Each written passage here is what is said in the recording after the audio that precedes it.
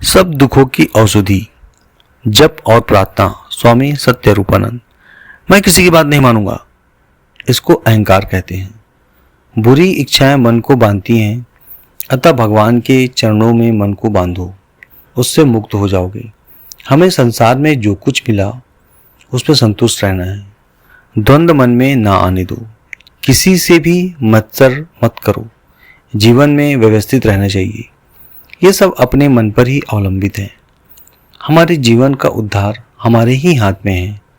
हम अच्छे बुरे में ये देखें कि मेरा मन सब छोड़ने को तैयार है या नहीं। मन ही मनुष्य के बंधन और मोक्ष का कारण है, इसलिए मन पर ध्यान रखें कि भगवान के अतिरिक्त कहीं न जाए।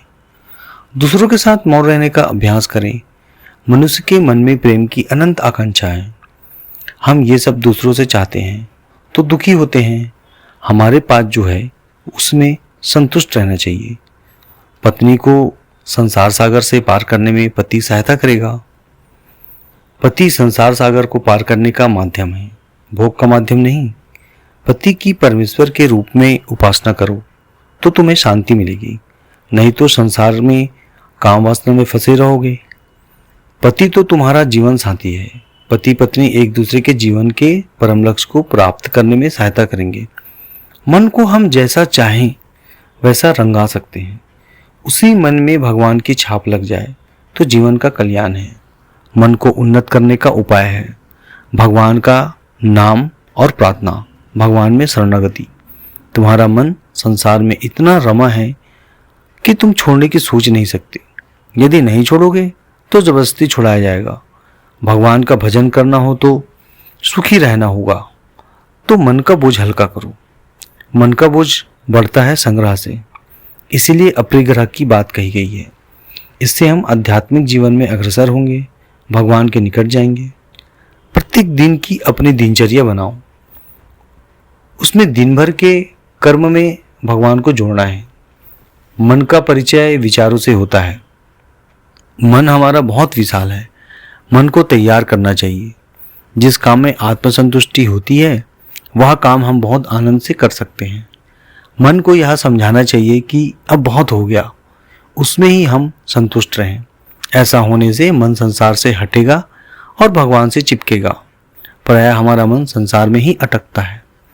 आत्मसंतुष्टि का संबंध तन से नहीं मन से है। भगवान के नाम का जप करो, उससे संतुष्टि मिलेगी। जब कभी रात में नींद ना आवे तो उस समय में जप करो। मन एकाग्र हो या ना हो, लेकिन हमें जप छोड़ना नहीं चाहिए। मन से जप करते ही रहना चाहिए। जपात सिद्धिया, जप करने से सिद्धि अर्थात इष्ट दर्शन मिलता है। जप करने से मन की चंचलता कम हो जाती है। मन न लगे तब भी जोर देकर जप करना चाहिए। जप में निरंतरता और निर्धारित समय रखना चाहिए। जप में आवृत्ति आवश्यक है। हमारे मन में प्रमाद है, टालने की वृत्ति है। इस वृत्ति को दूर करना चाहिए और जप का अभ्यास करना चाहिए। जप को गोपनीय रखना चाहिए। किसी को बताना नहीं चाहिए कि मैं इतना जप करता हूँ, मैं उतना जप करता हूँ, मैं इसका जप करता हूँ आदि। जप आजीवन मृत्यु पर्यंत करना पड़ेगा। श्वास प्रश्वास की तरह करना है।